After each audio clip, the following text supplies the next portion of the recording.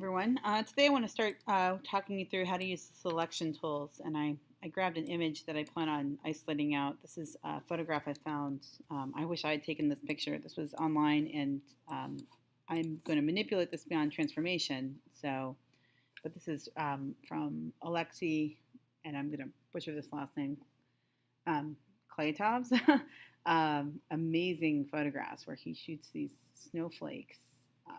He has to He talks about how hard it is because he has to choose a really cold day and the conditions have to be just right for the snowflakes. So I'm going to isolate out these snowflakes, and I plan on using them in my mandala. But let's just walk through some, and that's wool, by the way.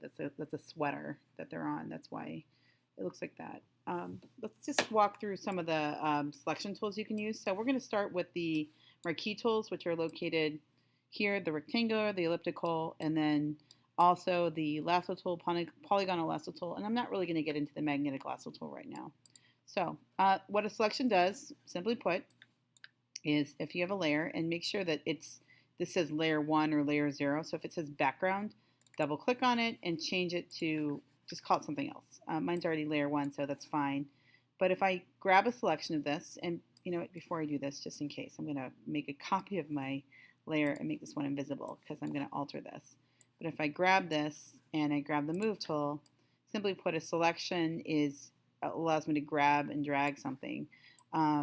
If I have a selection, and so I have this selected already, and I hold down this shift key, notice the plus shows up, I can add to my selection.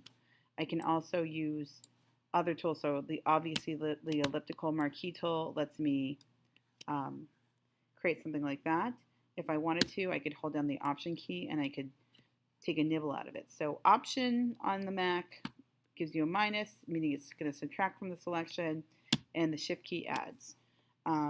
Just to add to those, and if you don't want to grab your selection anymore, you just go to select, deselect, or Command D.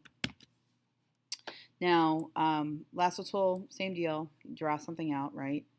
So this is a really ineffective way to do this, but you could, in theory, follow along and grab your whole object out. But you have to have a lot of patience and a really fine motor skill hand, and even then, it's going to probably give you not the best results. There's a better way, in my opinion.